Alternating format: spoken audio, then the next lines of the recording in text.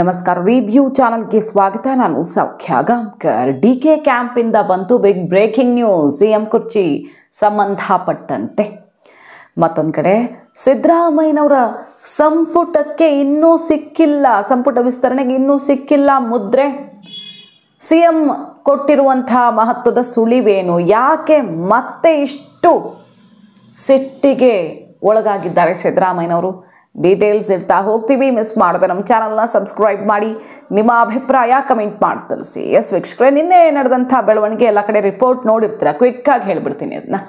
ಬಿಹಾರದ ವೋಟರ್ಸ್ ಬೆಂಗಳೂರಲ್ಲಿದ್ದಾರಲ್ಲ, ಅವರನ್ನೆಲ್ಲ ಸೇರಿಸಿ ಮೀಟಿಂಗ್ ಮಾಡಿದ್ದಾರೆ ಡಿ ಕೆ ಶಿವಕುಮಾರ್ ಅವರು. ಬಿಹಾರದಲ್ಲಿ ವೋಟ್ ಹಾಕಿಸ್ಬೇಕು, ಚೆನ್ನಾಗಿ ಅಲ್ಲಿ ವೋಟಿಂಗ್ ಆಗಬೇಕು ತಮ್ಮ ಪರವಾಗಿ ಅನ್ನೋ ಕಾರಣಕ್ಕೆ ಅವ್ರಿಗೆಲ್ಲ ರಜಾ ಕೊಡಿಸ್ತೀವಿ, ಅವ್ರವ್ರ ಕೆಲಸ ಮಾಡ್ತಿರೋ ಕಡೆ ಮಾತನಾಡಿ ಅನ್ನೋ ತನಕ ಅಭಯ ಕೊಟ್ಟು ಅವ್ರನ್ನೆಲ್ಲ ಮಾತಾಡಿಸಿದ್ದಾರೆ. ಆ ಟೈಮಲ್ಲಿ ಡಿ ಕೆ ಸಿ ಎಂ ಆಗಬೇಕು ಅನ್ನೋ ಕೂಗು ಬಿಹಾರಿಗಳಿಂದ ಮೊಳಗಿದೆ.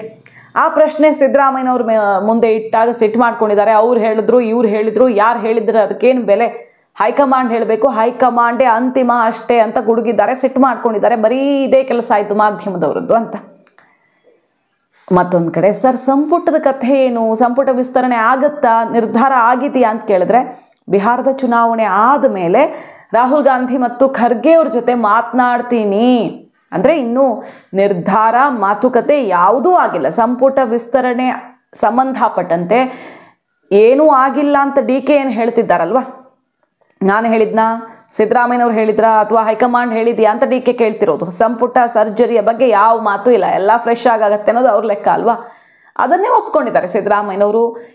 ಇನ್ನೂ ಮಾತುಕತೆ ಆಗಿಲ್ಲ, ಗ್ರೀನ್ ಸಿಗ್ನಲ್ ಇರಲಿ, ಇನ್ನೂ ಮಾತುಕತೆಯೂ ಆಗಿಲ್ಲ ರಾಹುಲ್ ಗಾಂಧಿ ಅವ್ರ ಜೊತೆಗೆ.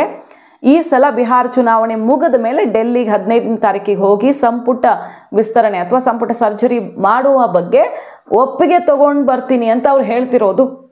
ಸೊ ಸಿದ್ದರಾಮಯ್ಯನವರು ಇನ್ನೂ ಮಾತಾಡಿ ಪ್ರಯತ್ನ ಮಾಡಬೇಕಾಗಿದೆ. ಅವ್ರಿಗೆ ಎಲ್ಲಿಂದಲೂ ಅಭಯ ಸಿಕ್ಕಿಲ್ಲ ಅನ್ನೋದು ಒಂದು ಕಡೆ ಖಚಿತವಾಯಿತು. ಮತ್ತೊಂದು ಕಡೆ ಡಿ ಕೆ ಕ್ಯಾಂಪ್ ಈ ಹೊತ್ತಲ್ಲಿ ಆಡ್ತಿರುವಂಥ ಇಂಟ್ರೆಸ್ಟಿಂಗ್ ಮಾತೇನಪ್ಪ ಅಂತ ಕೇಳಿದ್ರೆ, ಸೋನಿಯಾ ಗಾಂಧಿಯವರು ಒಂದು ಮಾತು ಕೊಟ್ಟಿದ್ದಾರಂತೆ ಡಿ ಕೆಗೆ. ಅಂದರೆ ಮುಂಚೆನೇ ಕೇಳಿದ್ವಲ್ಲ ನಾವು, ಅವರು ಒಪ್ಕೊಂಡಿದ್ದಾರೆ ಅಧಿಕಾರ ಹಸ್ತಾಂತರಕ್ಕೆ, ರಾಹುಲ್ ಗಾಂಧಿಯವರು ಒಪ್ಕೊಳ್ಳೋದಷ್ಟೇ ಬಾಕಿ ಅಂತೆಲ್ಲ ಬೇಕಾದಷ್ಟು ಸಲ ಸುದ್ದಿ ಆಗಿತ್ತಲ್ಲ.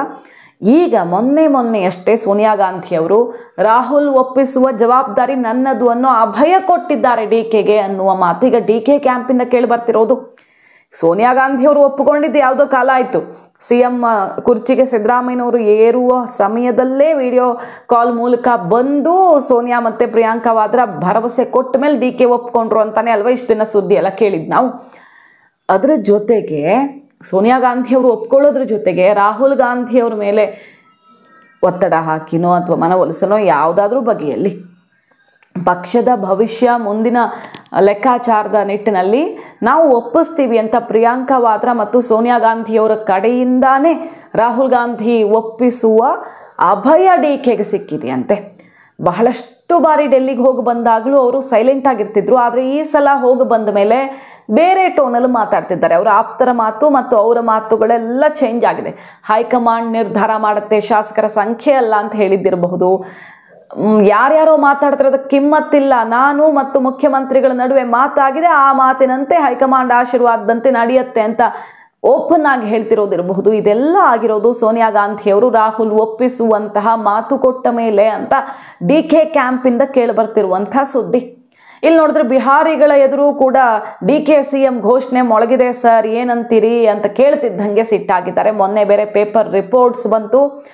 ಈ ಮಾತು ಸಿಕ್ಕ ಮೇಲೇನೆ, ಅಂದರೆ ಮೊನ್ನೆ ಪೇಪರ್ ರಿಪೋರ್ಟ್ಸ್ ಬಂದಿದ್ದು 21, 24, 26 3 ಡೇಟ್ ಕೊಟ್ಟಿದ್ದಾರೆ ಗುರುಗಳು ಡಿ ಕೆ ಶಿವಕುಮಾರ್ ಅವ್ರು ನಂಬಿಕೊಂಡಿರೋರು.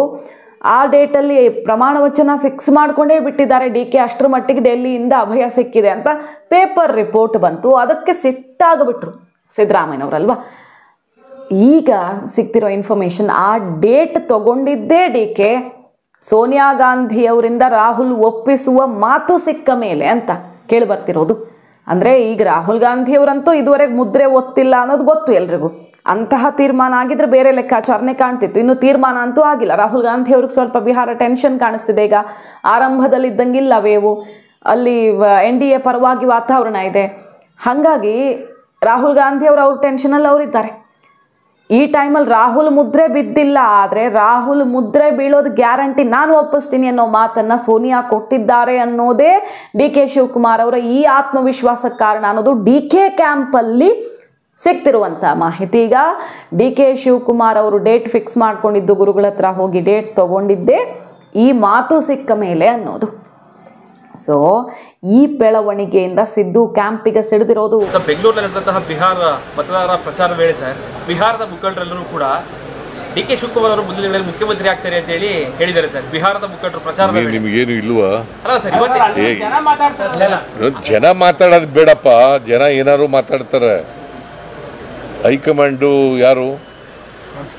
ಯಾರ್ರೀ ಹೈಕಮಾಂಡು? ರಾಹುಲ್ ಗಾಂಧಿ ಅವರು, ಸೋನಿಯಾ ಗಾಂಧಿ ಅವರು, ರಾಹುಲ್ ಗಾಂಧಿ ಅವರು, ಖರ್ಗೆ ಅವರು, ಅವ್ರು ಮಾತಾಡಿದಾರ? ಹೈಕಮಾಂಡು ಯಾರ್ರೀ ಹೈಕಮಾಂಡು? ಸೋನಿಯಾ ಗಾಂಧಿ ಅವರು, ರಾಹುಲ್ ಗಾಂಧಿ ಅವರು, ಖರ್ಗೆ ಅವರು, ಅವ್ರು ಮಾತಾಡಿದಾರ? ಹೈಕಮಾಂಡ್ ತೀರ್ಮಾನ ಮಾಡಬೇಕು. ಹೈಕಮಾಂಡ್ ತೀರ್ಮಾನ ಮಾಡದೆ ಬೇರೆ ಯಾರೇ ಇದು ಮಾತಾಡಿದ್ರು ಕೂಡ ಅದಕ್ಕೆ ಕಿಮ್ಮತ್ತಿಲ್ಲ. ನಾನು ಬಿಹಾರ್ ಚುನಾವಣೆ ಆದ ತಕ್ಷಣ ಮಾತಾಡ್ತೀನಿ ರಾಹುಲ್ ಗಾಂಧಿ ಜೊತೆ, ಮಲ್ಲಿಕಾರ್ಜುನ್ ಖರ್ಗೆ ಜೊತೆ, ಅಲ್ಲಿ ದಿಲ್ಲಿ ಹೈಕಮಾಂಡ್.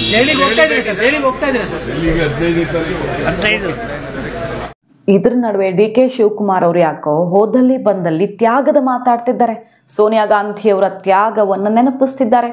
ಸೋನಿಯಾ ಗಾಂಧಿಯವರು UPA ಅವಧಿಯಲ್ಲಿ ಮನಮೋಹನ್ ಸಿಂಗ್ ಅವರನ್ನು ಪ್ರಧಾನಿ ಮಾಡಿದಂಥ ಘಟನೆಯನ್ನು ಪದೇ ಪದೇ ನೆನಪಿಸ್ತಿದ್ದಾರೆ. ಬಿಹಾರಿಗಳ ಕಾರ್ಯಕ್ರಮದಲ್ಲೂ ಅಷ್ಟೇ, ಬೇರೆ ಬೇರೆ ಕಾರ್ಯಕ್ರಮಗಳಲ್ಲಿ ಈ ತ್ಯಾಗದ ಹೈಲೈಟೇ ಜಾಸ್ತಿ ಕಾಣಿಸ್ತಾ ಇದೆ.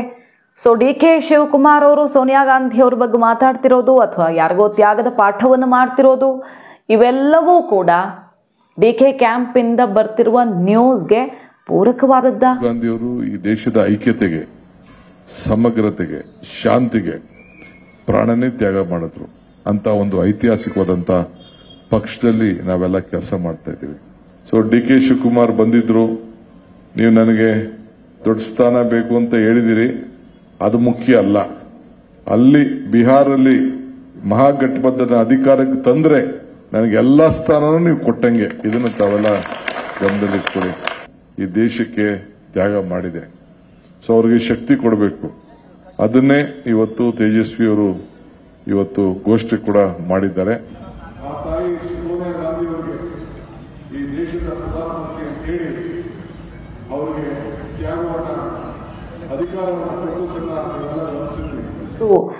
ರಾಹುಲ್ ಗಾಂಧಿ ಅವರನ್ನ ಭೇಟಿಯಾಗಿ 15ನೇ ತಾರೀಕು ಹೋಗಿ ಭೇಟಿಯಾಗಿ ಸಂಪುಟ ಸರ್ಜರಿಗೆ ಮುದ್ರೆ ಒತ್ತಿಸ್ಬಿಟ್ರೆ ಇನ್ನೆಲ್ಲಿ CM ಚೇಂಜು ಅನ್ನೋ ರೀತಿಯಲ್ಲಿ ಪ್ರಯತ್ನ ಮಾಡ್ತಿದ್ದಾರೆ. ಆದರೆ ಅವ್ರಿಗೂ ಇನ್ನೂ ಏನೂ ಫಲ ಸಿಕ್ಕಿಲ್ಲ ಸಿದ್ದರಾಮಯ್ಯನವ್ರಿಗೆ. ಇದರ ನಡುವೆ ನೋಡಿ, ಸತೀಶ್ ಜಾರಕಿಹೊಳಿ ಅವರು ಇವತ್ತು ಡೆಲ್ಲಿಗೆ ಹೋಗ್ತಾರೆ ಅಂತ ಸುದ್ದಿ ಜೋರಾಗಿ ಸದ್ದು ಮಾಡ್ತು. ನಿನ್ನೆ ಅಧ್ಯಕ್ಷರಾಗ್ತಾರಾ, KPCC ಅಧ್ಯಕ್ಷರಾಗ್ತಾರಾ ಸತೀಶ್ ಜಾರಕಿಹೊಳಿ, ಅಥವಾ ಸಿದ್ದರಾಮಯ್ಯನವ್ರ ಪರ ಬ್ಯಾಟ್ ಬೀಸೋದಿಕ್ಕೆ ಹೋಗ್ತಿದ್ದಾರಾ, ಅವ್ರು 15ಕ್ಕೆ ಹೋಗೋಕ್ಕಿಂತ ಮುಂಚೆನೇ ಒಂದು ರೆಡಿ ಮಾಡಬೇಕಲ್ಲ, ಆ ರೀತಿಯಲ್ಲಿ ರೆಡಿ ಮಾಡೋದಕ್ಕೆ ಸತೀಶ್ ಜಾರಕಿಹೊಳಿ ಅವ್ರು ಹೋಗ್ತಿರೋದು ಅಂತೆಲ್ಲ ಸುದ್ದಿ ಆಯಿತು. ಸುರ್ಜೇವಾಲಾ, ವೇಣುಗೋಪಾಲು ಮತ್ತು ಖರ್ಗೆ ಅವ್ರನ್ನ ಭೇಟಿಯಾಗಿ ಬರ್ತಾರೆ. ಖರ್ಗೆ ಅವರಿಂದಾನೇ ಪರ್ಮಿಷನ್ ಸಿಕ್ಕಿದೆ, ಟೈಮ್ ಸಿಕ್ಕಿದೆ ಸತೀಶ್ ಅವ್ರಿಗೆ ಅನ್ನೋದೆಲ್ಲ ಸುದ್ದಿಗಳು ಓಡಾಡ್ದು. ಆದರೆ ಇದ್ದಕ್ಕಿದ್ದಂತೆ ಸತೀಶ್ ಡೆಲ್ಲಿ ಪ್ರವಾಸ ಈಗ ಮಂಡೇ ಇಲ್ಲ ಅನ್ನೋದು ಗೊತ್ತಾಗಿದೆ. ಮುಂದಕ್ಕೆ ಹೋಗಿದೆ, ಅದು ಯಾವಾಗ ಮುಂದೆ ಅಂದರೆ ನಾಳೆ ಹೋಗ್ತಾರಾ, ಮುಂದೆ ಯಾವತ್ತಾದರೂ ಹೋಗ್ತಾರಾ ಅಥವಾ ಕ್ಯಾನ್ಸಲ್ ಆಯ್ತಾ, ಅದ್ರ ಬಗ್ಗೆ ಖಚಿತತೆ ಇಲ್ಲ. ಡೆಲ್ಲಿಗೆ ಹೋಗಬೇಕಾಗಿರೋರು ಬೆಳಗಾವಿಯಲ್ಲೇ ಇದ್ದಾರೆ ಅನ್ನೋದು ಇಂಟ್ರೆಸ್ಟಿಂಗ್. ಸೊ ಹೈಕಮಾಂಡಿಂದ ಈಗ ಅವಕಾಶ ಸಿಕ್ಕಿಲ್ಲ ಅನ್ನೋ ಕಾರಣಕ್ಕೆ ಹೋಗ್ತಿಲ್ವೋ, ಅಥವಾ ಸಿದ್ದರಾಮಯ್ಯನವರೇ ಬೇಡ ಒಂದು ನಿಮಿಷ ಇರಿ ಅಂತ ತಾಡಿದ್ರು ಅನ್ನೋದು ಅರ್ಥ ಆಗ್ತಿಲ್ಲ. ಸಿದ್ದು ಕ್ಯಾಂಪ್ ಬಹಳ ಟೆನ್ಷನ್ನಲ್ಲಿರೋದಕ್ಕೆ ಇದು ಒಂದು ಸಾಕ್ಷಿ. ಬ್ಯಾಕ್ ಟು ಬ್ಯಾಕ್ ಡೆಲ್ಲಿ ಪ್ರವಾಸಕ್ಕೆ ರಾಜಣ್ಣವರು, ಪರಮೇಶ್ವರ್ ಅವರು, ಸತೀಶ್ ಜಾರಕಿಹೊಳಿ ಎಲ್ಲ ಪ್ಲ್ಯಾನ್ ಮಾಡಿದ್ದಾರೆ. ಬಟ್ ಹೈಕಮಾಂಡ್ ಈ ಹೊತ್ತಲ್ಲಿ ಮಾತಾಡೋದಕ್ಕೆ ಇಷ್ಟಪಡ್ತಿಲ್ವಾ ಅಂತ ಅನ್ನಿಸ್ತಿದೆ. ಯಾವುದಕ್ಕೂ ಬಿಹಾರ ಚುನಾವಣೆ ಮುಗಿಲಿ, ನೀವು ಇಲ್ಲ ಸಲ್ಲದ ರಿಪೋರ್ಟ್ಗಳನ್ನು ತೊಗೊಂಡು ಬರಬೇಡಿ ಅಂತ ಎರಡೂ ಕಡೆ ಅವ್ರಿಗೂ ಕೂಡ ಸಂದೇಶ ಕೊಟ್ಟು ಬಿಹಾರದ ಚುನಾವಣೆ ಆದಮೇಲೆ ಅಂತಿಮ ನಿರ್ಧಾರ ಆಗುತ್ತೆ. ಯಾಕಂದರೆ ಈ ರೀತಿ ಕನ್ಫ್ಯೂಷನ್ನಲ್ಲಿ ತುಂಬ ದಿನ ಗೊಂದಲದಲ್ಲಿ ಮುಂದುವರಿಯೋಕ್ಕಾಗಲ್ಲ ಅನ್ನೋದು ಹೈಕಮಾಂಡ್ ನಿರ್ಧಾರವಾಗಿರೋದ್ರಿಂದ ಎರಡರೊಳಗೆ ಒಂದು ತೀರ್ಮಾನ ಆಗೋದಂತೂ ಪಕ್ಕ. ಅದಕ್ಕೀಗ ಸಿದ್ದು ಬಣ ಸಂಪುಟ ಸರ್ಜರಿ ಆಗತ್ತೆ ಅಂತ ಮಾತಾಡೋಕೆ ಶುರು ಮಾಡಿದ್ದಾರೆ. ಇಲ್ಲೊಂದು ನರೇಟಿವ್ ಬಿಲ್ಡ್ ಮಾಡೋ ಪ್ರಯತ್ನ, CM ಚೇಂಜ್ ಆಗಲ್ಲ ಅಂತ ಜಮೀರ್ ಅವರು ಇವರೆಲ್ಲ ಹೇಳ್ತಿರೋ ಸ್ಟೇಟ್ಮೆಂಟ್ಗಳನ್ನು ಕೇಳಿಸ್ಕೊಳ್ತಿದ್ದೀವಿ. ಆದರೆ ಇದುವರೆಗೂ ಸಂಪುಟ ಸರ್ಜರಿಯ ಬಗ್ಗೆ ಯಾವ ಸಂದೇಶವೂ ಸಿದ್ದು ಕ್ಯಾಂಪ್ಗೆ ಹೈಕಮಾಂಡಿಂದ ಸಿಕ್ಕಿಲ್ಲ ಅನ್ನೋದು ಇವತ್ತು ಕನ್ಫರ್ಮ್ ಆಗಿದೆ. ಸಿದ್ದು ಬಾಯಲ್ಲೇ ಬಂದಿರುವಂಥ ಮಾತುಗಳು ಖಚಿತಪಡಿಸಿವೆ. ಈ ಕಡೆ DK ಶಿವಕುಮಾರ್ ಅವ್ರಿಗೂ ನೀವು CM ಆಗಿಬಿಡ್ತೀರಿ ಅಂತ ರಾಹುಲ್ ಗಾಂಧಿ ಅವರಿಂದ ಯಾವುದೇ ಸಂದೇಶ ಇಲ್ಲ. ಆದರೆ ಆಗೋದಕ್ಕೆ ಬೇಕಾದಂತಹ ತಯಾರಿ, ಅಂತಹ ಬೆಳವಣಿಗೆ ಆಗಿದೆ ಅಂತ DK ಕ್ಯಾಂಪ್ನವ್ರು ಹೇಳ್ತಿದ್ದಾರೆ. ಅದು ಈಗ ಆಕ್ರೋಶಕ್ಕೆ ಕಾರಣ ಆಗಿರೋದು.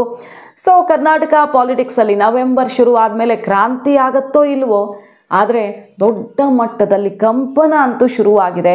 ಕೈಪಾಳ್ಯದಲ್ಲಿ ಬೆಳವಣಿಗೆ ಜೋರಿರೋದು. ಮಾಹಿತಿ ಇಷ್ಟ ಆಗಿದ್ರೆ ಮಿಸ್ ಮಾಡಿದ್ರೆ ನಮ್ಮ ಚಾನಲ್ನ ಸಬ್ಸ್ಕ್ರೈಬ್ ಮಾಡಿ, ನಿಮ್ಮ ಅಭಿಪ್ರಾಯ ಕಮೆಂಟ್ ಮಾಡಿ ತಿಳಿಸಿ. Thank you.